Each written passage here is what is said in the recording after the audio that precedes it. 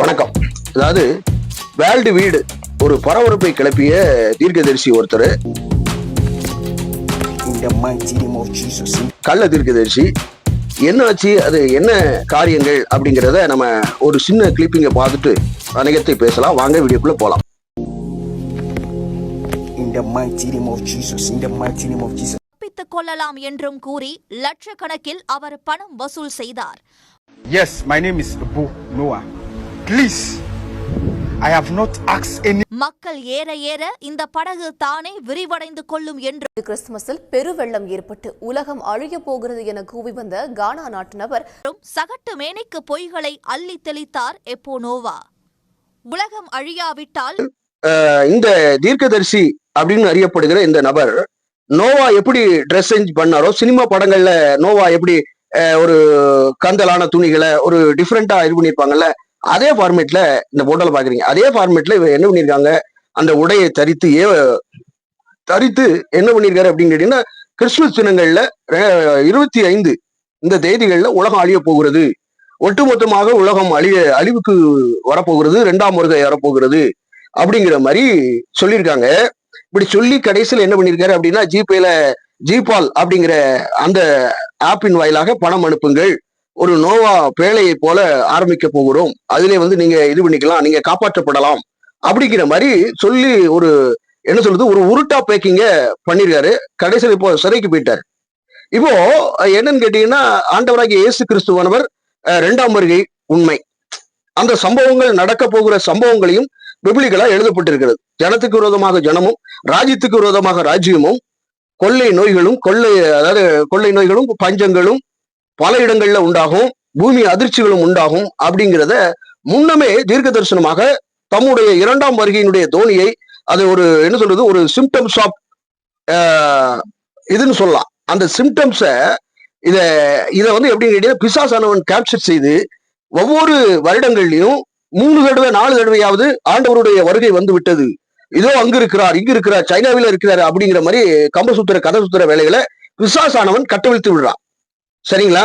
அதாவது இதுலயே லூக்கா எழுந்த சுவிசேஷத்துல இது ஒரு எச்சரிக்கையாகவே ஆண்டவராகிய இயேசு கிறிஸ்துவானவர் தம்முடைய ஜனங்களாகிய நமக்கு சொல்றார். என்ன அதற்கு அவர், நீங்கள் வஞ்சாதபடிக்கு எச்சரிக்கையா இருங்கள், ஏனெனில் அநேகர் என் நாமத்தை தரித்துக் கொண்டு நான் தான் கிறிஸ்து என்றும் காலம் சமீபித்தது என்றும் சொல்லுவார்கள், அவர்களை பின்பற்றாதிருங்கள்.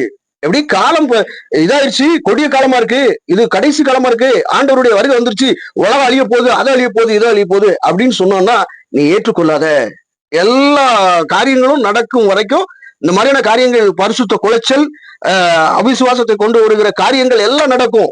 நீதியை சரிகட்டுகிற நாட்கள், இவைகளெல்லாம் நீதிகள் சரிகட்டுகிற நாட்களாக வருகிறது. சரிங்களா?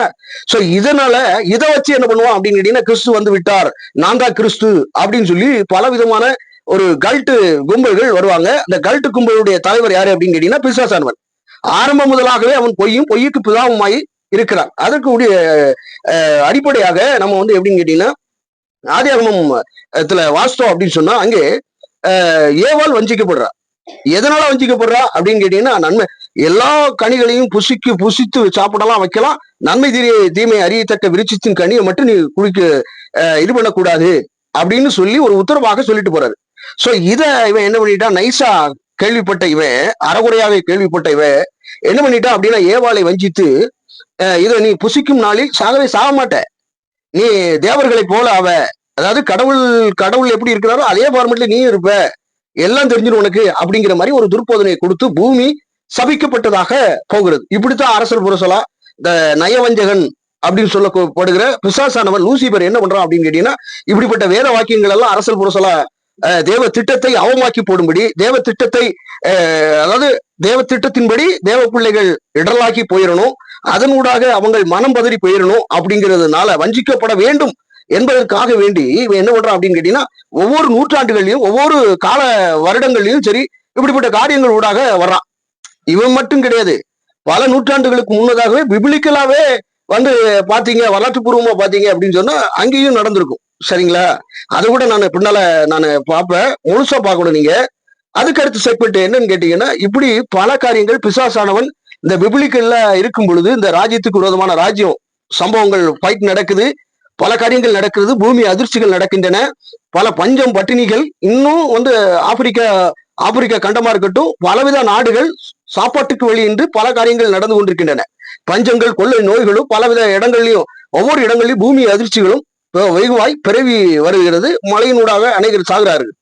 சோ இந்த சம்பவத்தை வைத்து இவன் என்ன பண்றான் அப்படின்னு கேட்டீங்கன்னா, இவன் ஒரு காயை நகர்த்தி அதுக்கு ஏற்ப ஒரு மனிதனை ஏற்படுத்தி வர்றது.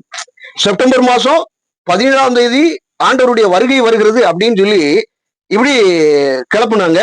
அதுக்கப்புறம் 2 வருஷத்துக்கு முன்னால ஒரு ஜீகன் பால் கெட்டுப்போன பால்னு சொல்லி ஒருத்தர் ஃபாரின்ல இருந்துகிட்டு நாங்களும் 2ஆம் வருகையில போறோம் அப்படின்னு இதே செப்டம்பர் மாசத்தை வச்சு கதை உருட்டினாங்க. கடைசியில் எதுவுமே நடக்கல. சோ இதைத்தான் லூக்கா சுவிசேஷம் 21:8 வாசிங்க அப்படின்னு சொன்னா, இந்த மாதிரியான காலம் சமீபமாக இருக்கிறது, கடைசி காலமாக இருக்கிறது அப்படின்னு சொன்னா அவனை பின்பற்றாதீங்க. சோ டிசைன் அவங்கள்ட்ட இருக்கு, மனுஷன்ட்ட டிசைன் கிடையாது. சரியானா? அதனால பிசாசானவன் இப்படிப்பட்ட ஒரு கட்டவிழ்க்கிற வேலையை பாக்குறான். சரிங்களா? அப்போ இதுக்கு உடந்தையாக போறது யாரு அப்படின்னு கேட்டீங்கன்னா கிறிஸ்துவ விசுவாசிகள் தான். எதுக்கு உடந்தையாக போகிறார்கள்? பிசாசினுடைய உபதேசத்துக்கு உடந்தையா போறாங்க. அதுக்கு காரணம் முறையான படிப்பினைகள் கிடையாது, முறையாக பைபிளை எடுத்து வாசிக்கிறது இல்லை, முறையாக தியானிப்பு இல்லை, முறையான ஜெபம் இல்லை. அப்படிங்கும்போது சிறகில்லாத ஒரு பறவை எப்படி பறக்கும்? 2 சிறகுகள் இருக்க வேண்டும். அந்த 2 சிறகுகள் இல்லாத ஒரு மனிதன் எப்படி பறப்பான் அப்படின்னு சொன்னா அதுதான். அப்போ ஆவிக்குரிய வளர்ச்சியிலே வளர்றவங்களுக்கு இப்படிப்பட்ட காரியங்கள் வரும் பொழுது பயப்பட மாட்டாங்க, வஞ்சிக்கப்பட மாட்டாங்க. ஆனால் வஞ்சிக்கப்பட்டு என்ன பண்ணிட்டாங்க, அந்த தீர்க்கதரிசி சொன்ன உடனே எல்லாரும் வெக்கெட் பண்ணி அவன் ஊருக்கே வராங்க. படகு செஞ்சுட்டான், நாம பாதுகாப்பா இருந்துடலாம் அப்படிங்கிற மாதிரியான ஒரு மூட நம்பிக்கையை விதைத்து என்ன சொல்ல பரபரப்பை கிளப்பி இப்படிப்பட்ட காரியங்கள் எல்லாம் வந்து எப்படின்னு கேட்டீங்கன்னா இதெல்லாம் நடக்கும் கண்டிப்பா. இனி வருகிற நாட்கள்ல இதுக்கும் மேல சம்பவத்தை நிரப்பிப்பா பிசாசானவன். அதுக்கு உதாரணமாக நாம வந்து கிபி 50 அதை கூட வாசிக்கலாம். அதாவது எப்படின்னு கேட்டீங்கன்னா 2 தெசலோனிக்கேயர் 3ஆவது அதிகாரம் 10வது வசனங்கள்ல வாசித்தோம் அப்படின்னு சொன்னா, சாப்பிடாம இருக்காங்க. அந்த தெசலோனிக்கே பட்டணத்துல என்னன்னு கேட்டீங்கன்னா 2ஆம் வருகை உடனே வரப்போகிறது அப்படிங்கிறத அந்த 3ஆவது அதிகாரம் வரலாற்று பின்னணி அதுதான். என்ன பண்றாங்க அப்படின்னு கேட்டீங்கன்னா, எல்லாரும் சாப்பிட்டுட்டு அப்படியே உட்காந்துருக்காங்க. பிற விசுவாசிகள்கிட்ட பணத்தை வாங்கிட்டு 2ஆம் வருகை வரப்போகுது, நாம அப்படியே ஜாலியா போயிடலாம் அப்படின்னு சொல்லி உழைக்காம எதுவுமே செய்யாம சாப்பிட்டுக்கிட்டு இருக்காங்க. 2ஆம் வருகை வரப்போகுது அப்படின்னு சொல்லிட்டு. அப்போ அந்த நேரங்கள்ல பவுலும் சீலா மற்றும் தீமோத்தி இந்த 3 பேர் இருக்காங்க. 3 பேருக்கு 2ஆம் கடிதத்தை தெசலோனிக்கே பட்டணத்துக்கு அனுப்புறாரு. இதெல்லாம் கேள்விப்படுறாரு. ஏன்னா டேய் கோமாளிகளா இப்படி ஏண்டா இருக்கீங்க, உழைக்காதவன் உண்ணலாகாது, 2ஆம் வருகை வருது, அது நம்ம ஆயத்தமா இருக்கணும்டா, இதுக்காக நீ சாப்பிடாம உழைக்காம சாப்பிட்டா அது தப்பு அப்படின்னு சொல்லி அந்த நூற்றாண்டுகள்லயே வந்து எப்படின்னு கேட்டீங்கன்னா 2ஆம் வருகையினுடைய தீ பத்த வைக்கப்படுகிறது, அது கட்டவிழ்க்கப்படுகிறது, அது பிசாசினால் கட்டவிழ்க்கப்படுகிறது.